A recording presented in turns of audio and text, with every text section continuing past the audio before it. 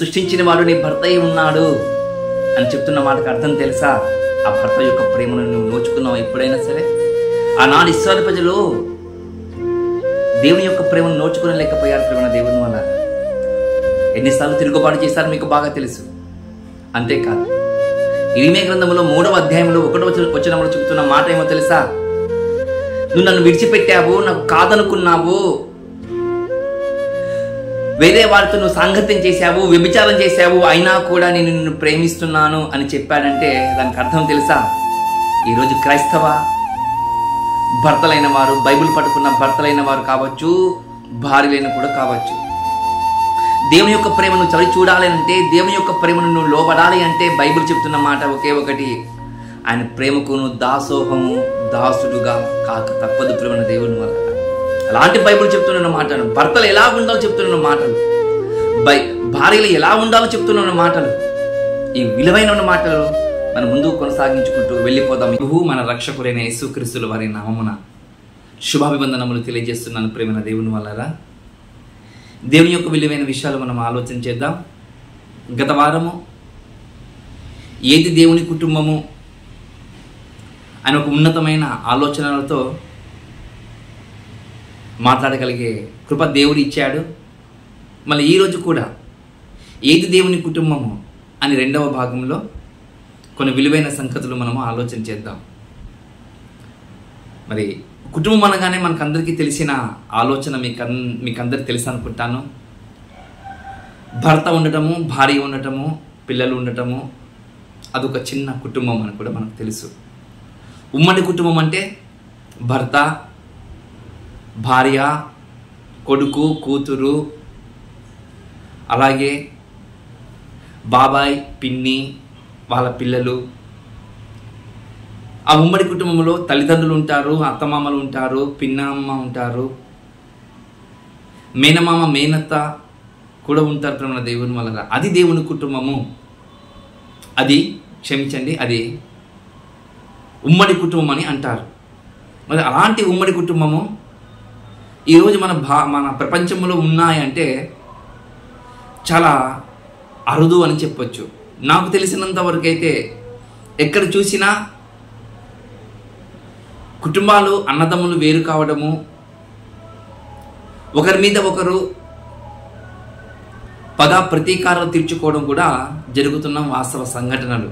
ఉమ్మడి కుటుంబాలంటే ఈ కాలంలో ఉమ్మడి కుటుంబాలు ఎక్కడ లేవు ప్రేమ దేవుని వల్ల. కానీ అప్పటి కాలంలో ఉమ్మడి కుటుంబాలు ఉండేటివి. అలాగే ఏది దేవుని కుటుంబం అనే మనము ఆలోచన చేసేటప్పుడు మొదటగా కొన్ని మాటలు మనం విన్నాము. ఏది దేవుని కుటుంబం? బైబిల్ పట్టుకున్న ప్రతి ఒక్కరు దేవుని కుటుంబమా?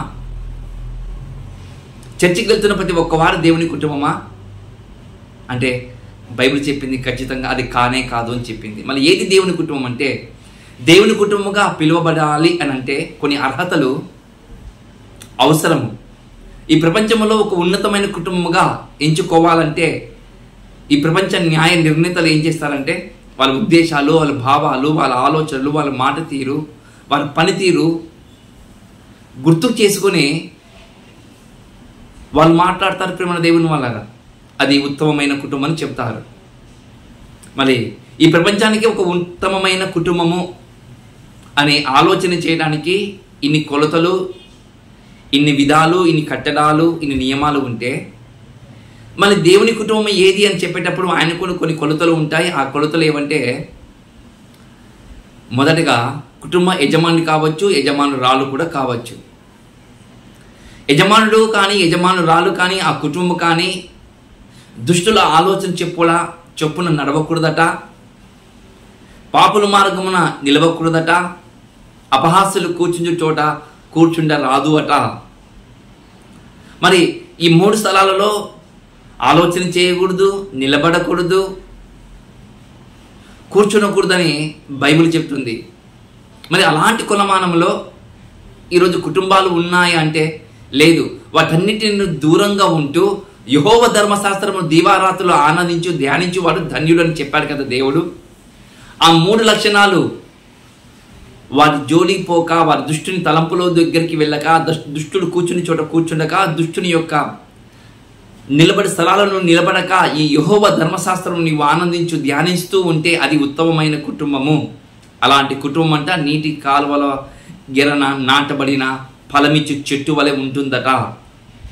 చూడండి, అంటే అలాంటి కుటుంబము దేవుని కుటుంబం అని మనకు కనబడుతుంది. మన అలాంటి దేవుని కుటుంబము భార్య భర్తలు ఏ విధంగా ఉండాలి, భార్య భర్తలు ఏ విధంగా ఉండాలి మనం ఆలోచన చేద్దాం. ప్రేమ దేవుని వల్ల మనము ఆలోచన చేద్దాం. మళ్ళీ భార్య భర్తలు ఎలా ఉండాలంటే బైబిల్ చెప్తున్న మాట కొన్ని కొలమానాలను చూసుకుందాం. ఈరోజు భార్య అనగానే, భర్త అనగానే ఈరోజు ఎలా ఉన్నారంటే,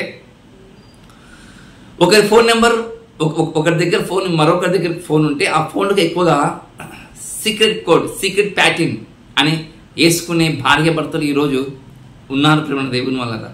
ఎందుకయ్యా అంటే నమ్మకము లేదు.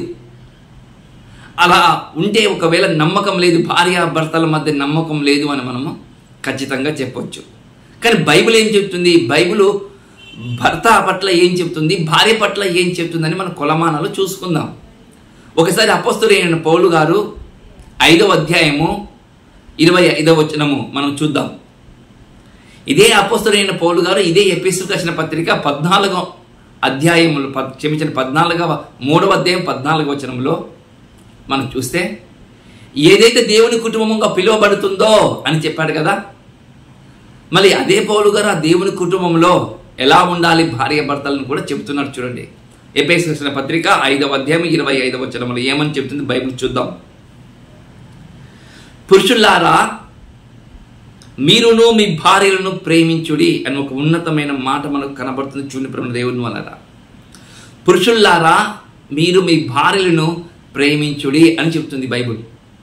చాలామంది ప్రేమించుడి అని చెప్తున్న బైబిల్ను, ఆ మాటను బట్టి ఎప్పుడు మా భార్యలను ప్రేమిస్తుంటామండి, వాళ్ళు అడిగింది ప్రతి ఒక్కటి ఇస్తామండి అని ఒక ఆలోచన భావంతో కూడుకున్న క్రైస్తవ కుటుంబాలు ఉన్నాయి, క్రైస్తవ వ్యవస్థలు కూడా ఉన్నాయి. మనం గుర్తుకు చేసుకోవాలి.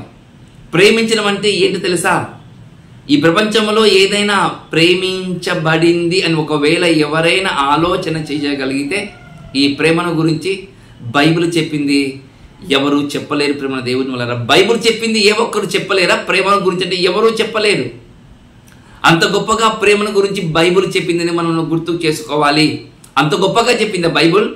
అవును, ఆ ప్రేమను గురించి నువ్వు చూసావనుకో, ఆ ప్రేమను గురించి నువ్వు ఆలోచన చేసావనుకో, ఆ ప్రేమకు నువ్వు దాసోహుడు అయిపోతావు. ప్రేమ దేవుని వల్ల ఆ ప్రేమను నువ్వు దాసోహము, స్త్రీ కావచ్చు, పురుషుడు కావచ్చు, భార్య కావచ్చు, భర్త కావచ్చు, ఆ ప్రేమకు నీవు దాసురాలవి, బానిసవైపోతావు. మీరు గుర్తు చేసుకోండి.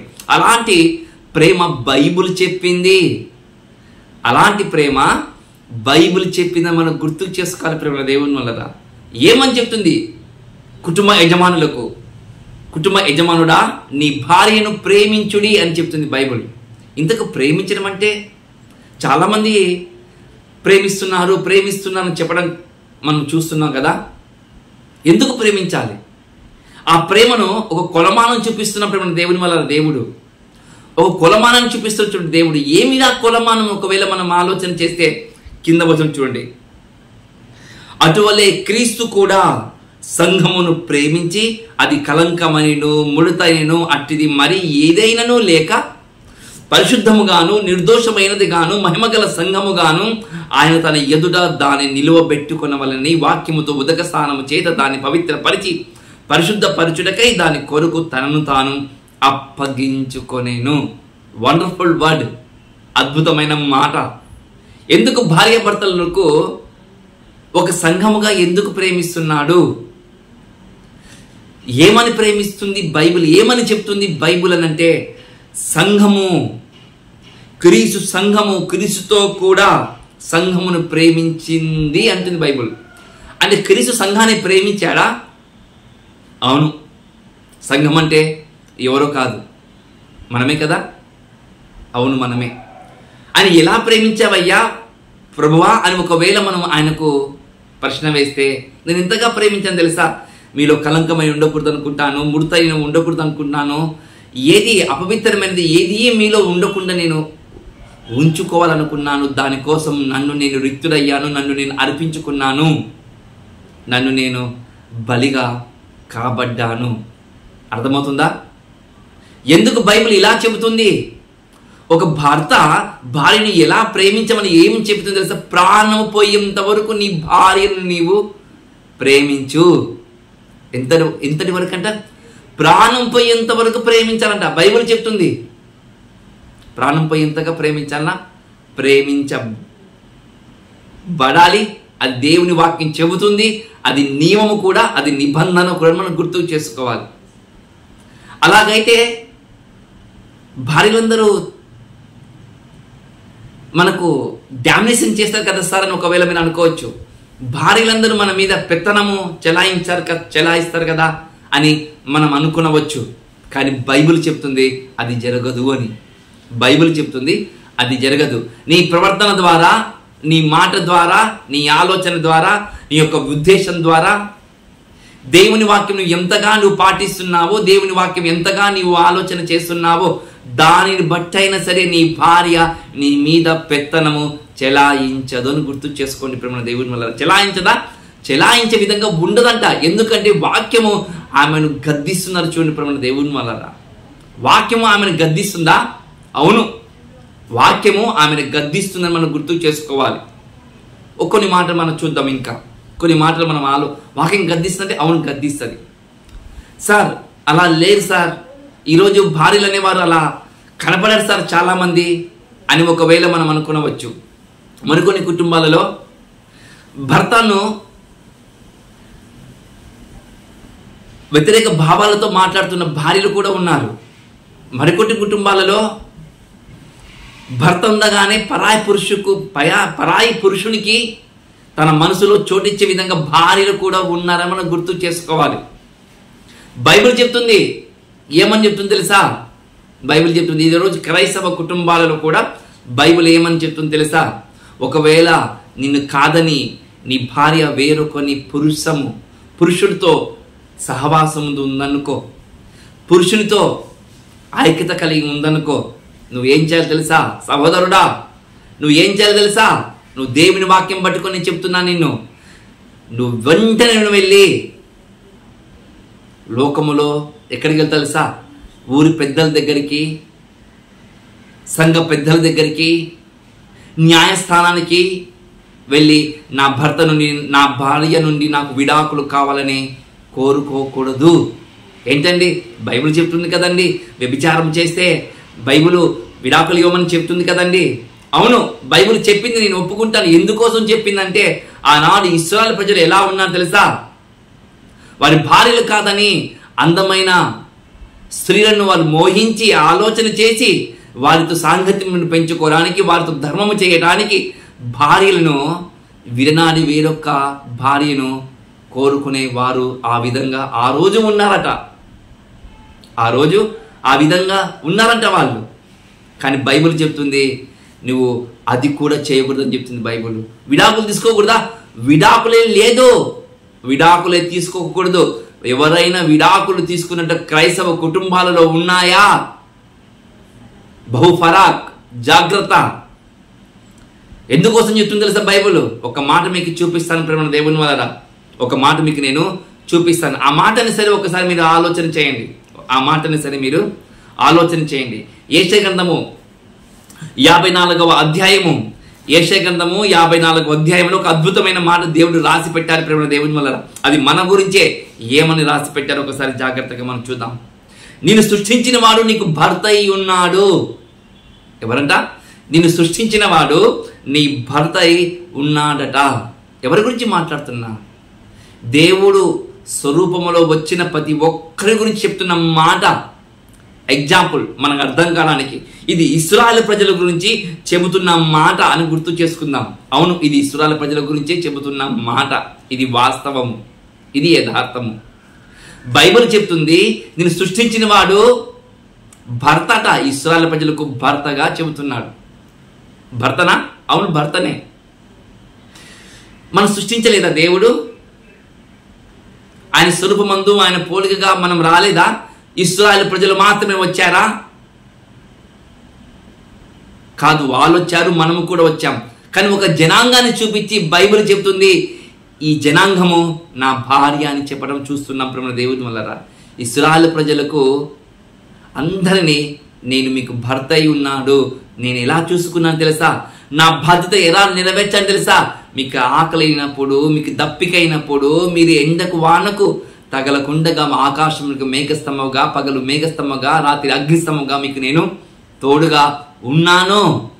ఇంతటి ప్రేమ మీకు నేను చూపిస్తే మీరు ఏం చేస్తారో తెలుసా, నా మీద సనుగుతారా, నన్ను వ్యతిరేకంగా మీరు తిరస్కరిస్తారా అని బైబిల్ చెప్తుంది. చూడండి ప్రేమ దేవుని వల్ల నన్ను తిరస్కరించడమే కాదు, నన్ను కాదనుకోవడమే కాదు, వేరొకనికి భారీగా మీరు వెళ్ళిపోతారా. మీరు నన్ను కాదని, సృష్టించిన వాని కాదని, కట్టుకున్న వాని కాదని, మీకు భర్తగా ఉన్న నన్ను కాదని పరాయి పురుషులతో మీరు వెళుతున్నారా, అది వ్యభిచారం కాదా అని ఇశ్రాయేలు ప్రజలు ఇదే ఇర్మియా గ్రంథంలో ఒక ఉన్నతమైన మాట మాట్లాడుతూ చూడండి ప్రేమ దేవుని వల్ల 3వ అధ్యాయము 1వ వచనములో ఏమని చెప్తారు చూడండి. 3వ అధ్యాయము 1వ వచనం ఒక ఉన్నతమైన మాట మాట్లాడుతూ చూడండి ప్రేమ దేవుని వల్ల. మరియు ఒకడు తన భార్యను త్రుజించగా ఆమె అతని యొద్ద నుండి తొలగిపోయి వేరొక పురుషునిదైన తరువాత అతడు ఆమె యొద్దకు తిరిగి చేర్చునా. చూడండి, ఈ ఇశ్రాయేలు ప్రజలంట ఈ లోక రక్షకునికి వదిలిపెట్టి, సృష్టికర్తను వదిలిపెట్టి సృష్టాన్ని ఆరాధించే విధంగా ఈ ఇశ్రాయేలు ప్రజలు వెళుతూ ఉంటే ఆ ఇశ్రాయేలు ప్రజలను అలా చూస్తూ దేవుడు అంటున్నాడు, ఏమంటున్నారు, మీరు అక్కడికి వెళ్ళారు కదా, అక్కడికి వెళ్ళిన వాడు మిమ్మల్ని ప్రేమించాడు కదా, వాటితో మీ సాంగత్యం చేశారు కదా, మీరు వాటితో వ్యభిచారం చేశారు కదా అని చెప్తుంది. చూడండి, అలా చేర్చుకున్న వాడిని ఎవరైనా వేరొక భర్త అన్నవాడు చేర్చుకుంటాడా? భర్త అన్నవాడు చేర్చుకుంటాడా? చేర్చుకోడు కదా.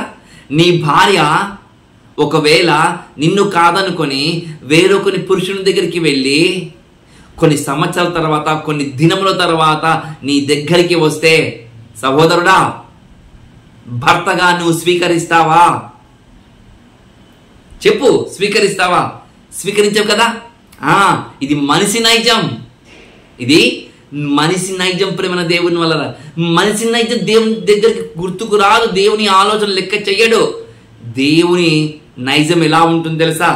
ఇక్కడ చూడండి, ఒక మాట అంటాడు, తిరిగి చేర్చునా అలాగ జరుగు దేశము బహుగా అపవిత్రమగును కదా, అయినా నీవు అనేకమైన వీళ్ళ కాండ్రతో వ్యభిచారం చేసినను నా యొద్దకు తిరిగి రమ్ము, యెహోవా సెలవిచ్చుచున్నాడు. నా దగ్గరికి రా. నువ్వు వీళ్ళకాలతో దగ్గరికి వెళ్ళావు, అనేకమైన స్థలాల దగ్గరికి నువ్వు వెళ్ళావు, నాకు దూరం అయ్యావు, అయినా కూడా నువ్వు అనేకమైన పురుషులతో నీవు సంయోగము చేసుకున్నా సరే నేను నిన్ను చేర్చుకుంటాను. ఏంటంట? నేను నిన్ను చేర్చుకుంటాను అని దేవుడు ఇశ్రాయేలు ప్రజల గురించి చెబుతున్న మాట. ఈరోజు క్రైస్తవుడు కూడా నీ భార్య నిన్ను కాదని పరాపురుషుని దగ్గరికి వెళ్ళిపోతే, విడాకుల కాడి దగ్గరికి వెళ్ళేది దేవుని కాడికి రా, ఆ భార్యని చేర్చుకో. గొప్పతనం అర్థమవుతుంది. నీ గొప్పతనం కాదు, దేవుని గొప్పతనం. ఏంటంట? దేవుని గొప్పతనము ఈ ప్రపంచానికి, ఈ సమాజానికి అర్థమవుతుంది. ఇలా ఎవరైనా చేర్చుకుంటారంటే ఎవరు చేర్చుకోరు, నువ్వు చేర్చుకోవాలి, నేను చేర్చుకోవాలి. ఎందుకంటే బైబిల్ చెప్తున్న నియమము, బైబిల్ చెప్తున్న నియమం ప్రేమ దేవుని వల్ల అంతగా చెప్తుంది. భర్తలారా మీ భార్యలను ప్రేమించుడి, అంతగా ప్రేమించాలంట. ఏ గ్రంథాలలో ఉన్నా చెప్పండి ప్రేమ దేవుని వల్ల, ఏ గ్రంథం ఉంది చెప్పండి. ఒక భార్య తనను విడిచిపెట్టి పరాపురుషులతో దగ్గరికి వెళితే ఆ భార్యను తిరిగి చేర్చుకుంటే నీ ఉద్దేశము, నీ భావము, నీ ఆలోచన నాకు కట్టుబడి ఉన్నాయని ఏ గ్రంథం చెప్పింది చెప్పండి? విడాకులు ఇవ్వమని చెప్పింది, చంపమని చెప్పిన గ్రంథాలు లేవా? ఉన్నాయి. బైబిల్ చెప్తుంది చేర్చుకో. నీ భార్య వ్యభిచారం చేసినా నువ్వు చేర్చుకో, నీ భార్య తప్పుడు చేసినా చేర్చుకో. ఎందుకంటే సైన్యములకు అధిపతియగు యెహోవా నిన్ను నన్ను రక్షించుకున్న ఆయన క్రీస్తు మనకు భర్తగా ఉన్న మనం ఎన్నిసార్లు తప్పు చేయలేదు చెప్పండి?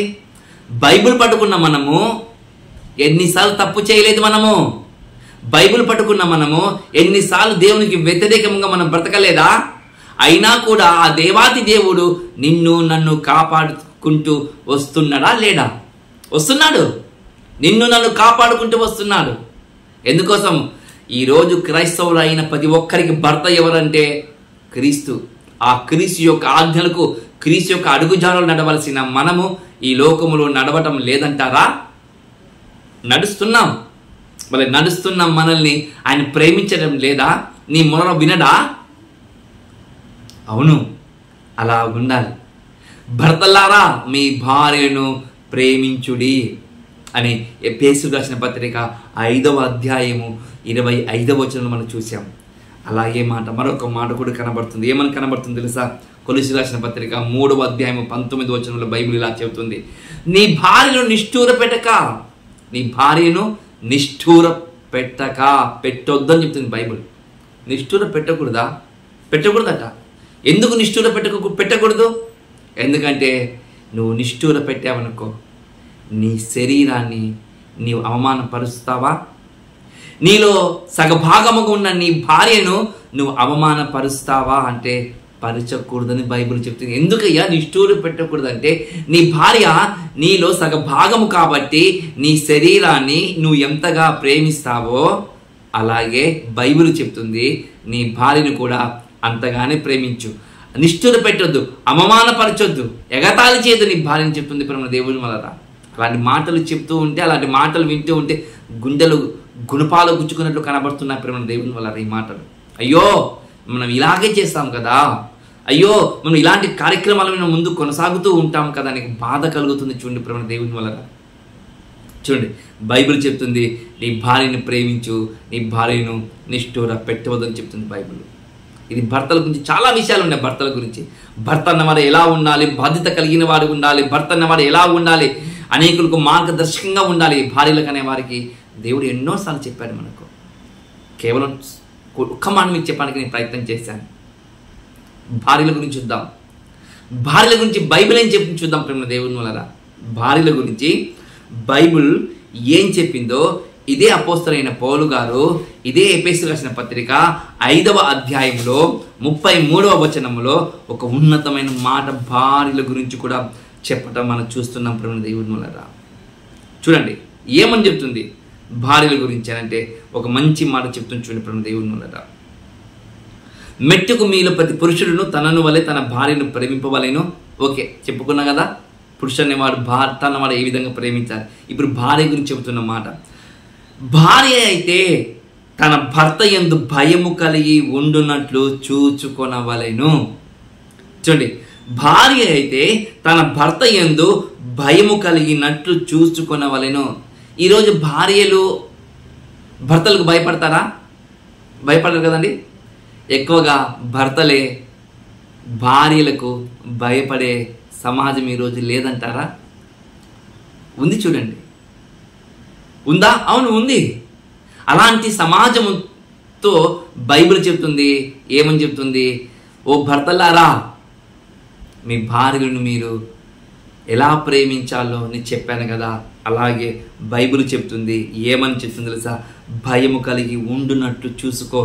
ఎలా ఉండాలంట? నీ భార్య భయము కలిగి ఉండినట్లు చూసుకో అని చెప్తుంది చూడండి బైబిల్. భయం కలిగే విధంగా భార్యలు ఉండాలంట. ఉంటారా? ఉండరు మన దేవుని వల్ల.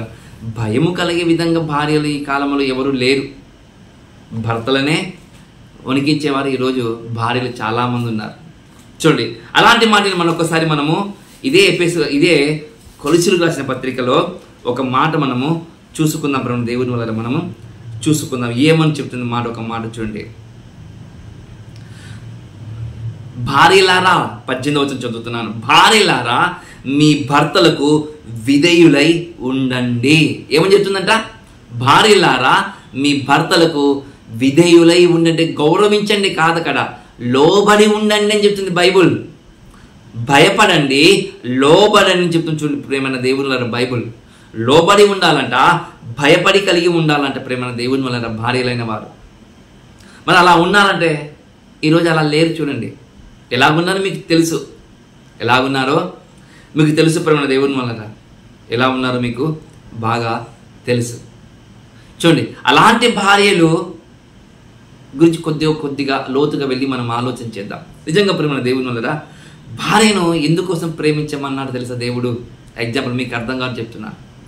ఎక్కడో 18 లేక 20 సంవత్సరాలు 21 సంవత్సరము తన తల్లిదండ్రుల దగ్గర పెరిగి పెద్దగై తన స్వేచ్ఛ, తన స్వతంత్రము, తన ఆనందము, తన సంతోషము అంతా విడిచిపెట్టుకొని నీతో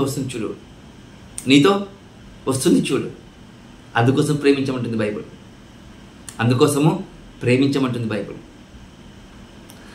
భర్తలారా, నువ్వు భార్యను ప్రేమించు. ఆమె స్వేచ్ఛ వేరు, ఆమె ఆనందం వేరు, ఆమె సంతోషం వేరు, ఆమె ప్రపంచం వేరు. ఆ ప్రపంచము కాదనుకుని నీ ప్రపంచంలో వచ్చిందంటే భర్తలను వారు ఖచ్చితంగా ప్రేమించాలి.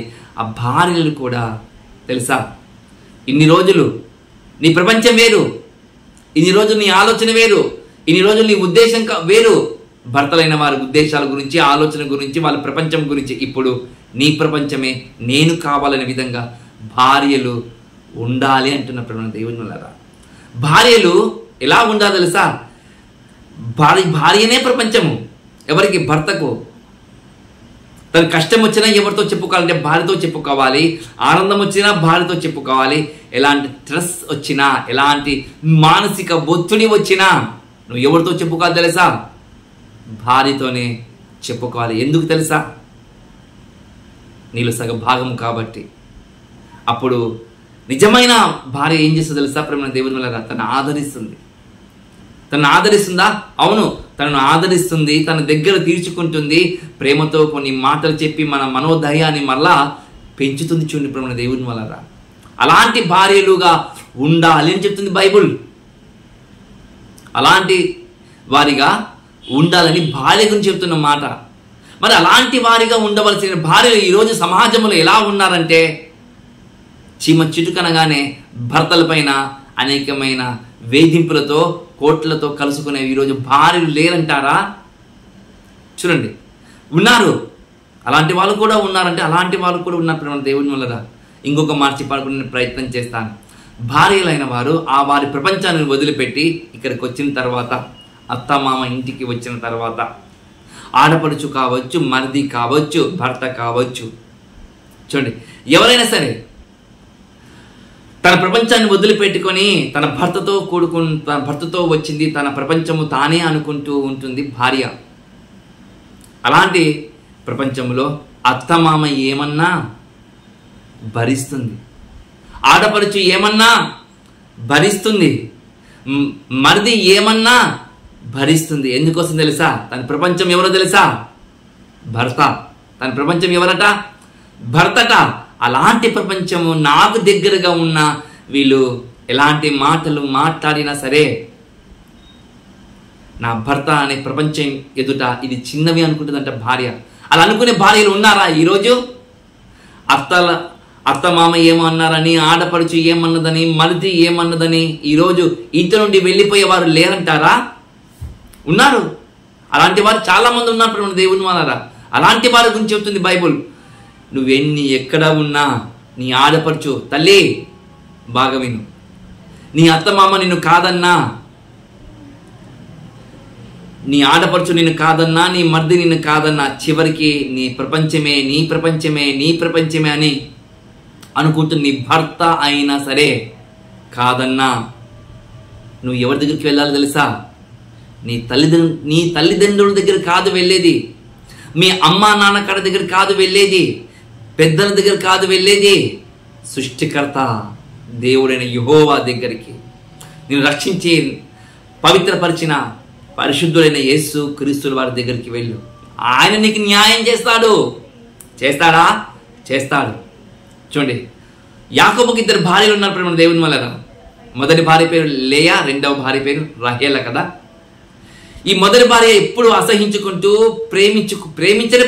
చూడండి, ఎవరు? యాకోబు ప్రేమించాడు. రహేలును ప్రేమిస్తూనే ఉంటాడు.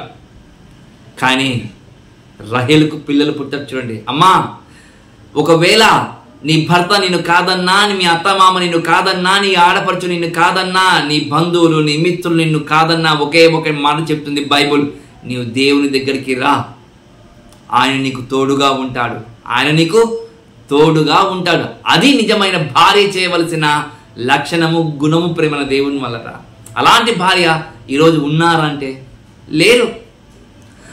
అలాంటి భర్తలు లేరు, అలాంటి భార్యలు కూడా లేరు. బైబిల్ చెప్తుంది ఈ మానవ ప్రపంచానికి భార్య భర్తలు ఎలా ఉండాలనో, వారి ఆలోచన ఎలా ఉండాలనో, వారి తలంపు ఎలా ఉండాలనో, వారి ఉద్దేశాలు ఎలా ఉండాలో బైబిల్ చెబుతున్న మాట ఇది.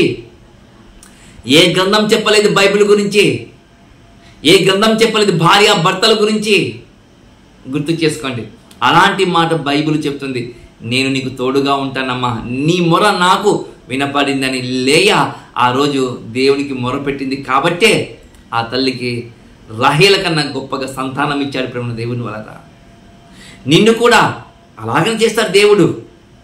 ఒక మంచి గుణవతమైన భార్య ఎలా ఉంటుందంటే తన భర్తను పేరు నిలబెట్టే విధంగా ఉంటుంది భార్య.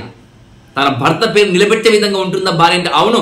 సామెతల గ్రంథములో 31వ అధ్యాయములో 10 నుండి 10 వచనాల వరకు ఒక గుణవతైన భార్య దొరుకుట అరుదు, ఆమె ముత్యము కంటే శ్రేష్టకరమైనదంట చూడండి బైబుల్. అలాంటి వారిని వెతకాలట. అలాంటి వారి గురించి వెతకాలంటే నువ్వు 10 ఊర్లు తిరగడం కాదు.